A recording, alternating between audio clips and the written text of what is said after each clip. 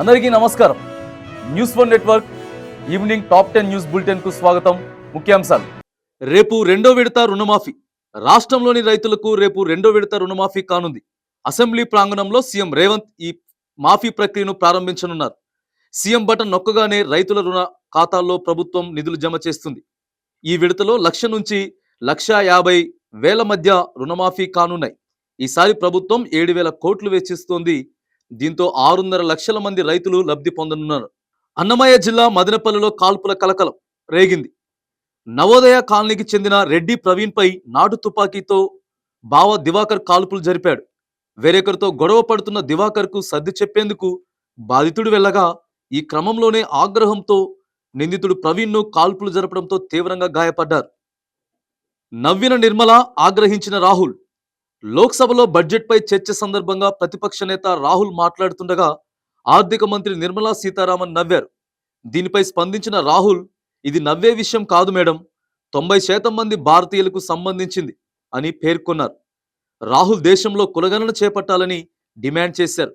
Budget రూపకల్పనలో SC, ST, OBC మైనారిటీలకు ప్రాతినిధ్యం కల్పించలేదని రాహుల్ అనడంతో నిర్మల నవ్వారు.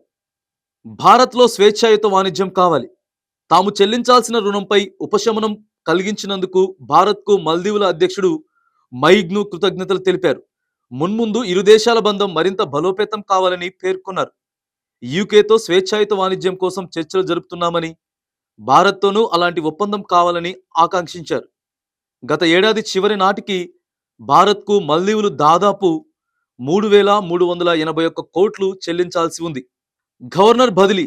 మర్యాదపూర్వకంగా కలిసిన సీఎం. గవర్నర్ రాధాకృష్ణన్తో సీఎం రేవంత్ రెడ్డి భేటీ అయ్యారు.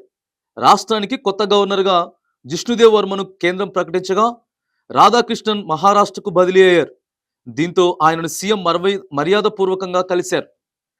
జిష్ణుదేవ్ వర్మ ఎల్లుండి గవర్నర్గా ప్రమాణం స్వీకారం చేయనున్నారు. శ్రీశైలం గేట్లు తెరుచుకున్నాయి. తుంగభద్ర, జూరాల జలాశయాల నుండి భారీగా వరద నీరు శ్రీశైలంకు చేరుకోవడంతో అధికారులు గేట్లు ఓపెన్ చేశారు.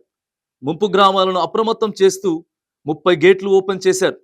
దీంతో కృష్ణమ్మ పర్వలు తొక్కుతూ ముందుకు కదులుతోంది. ఒలింపిక్స్లో భారత్కు తొలి పతకం. 2024 ఒలింపిక్స్లో భారత్ బోని కొట్టింది.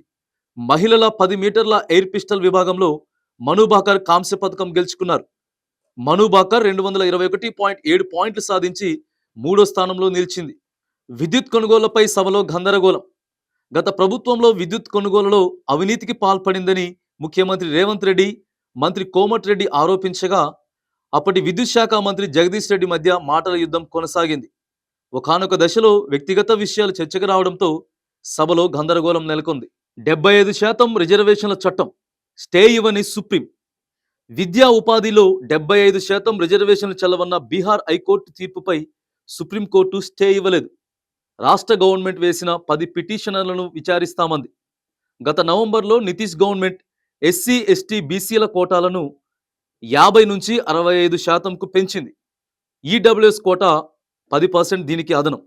ఇది ఆర్టికల్ 14, 15, 16 ప్రకారం సమానత్వపు హక్కును ఉల్లంఘిస్తోందన్న పౌరుల పిటిషన్లతో హైకోర్టు పై తీర్పు ఇచ్చింది. ఇందిరా సాహ్ని కేసులో సుప్రీం తీర్పును ఊటంకించింది. వెనిజులా అధ్యక్షుడిగా నికోలస్ ఎన్నిక. వెనిజులా అధ్యక్ష ఎన్నికల్లో మరోసారి అధికార యునైటెడ్ సోషలిస్ట్ పార్టీ విజయం సాధించింది. ప్రస్తుతం అధ్యక్షుడిగా ఉన్న నికోలస్ మడురో విజేతగా నిలిచినట్లు ఆ దేశ ఎన్నికల సంఘం ప్రకటించింది. ఆయనకు 51% ఓట్లు లభించినట్లు పేర్కొంది.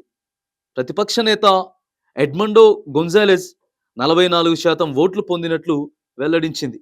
తదుపరి తాజా వార్తల కోసం చూస్తూనే ఉండండి న్యూస్ వన్ నెట్వర్క్.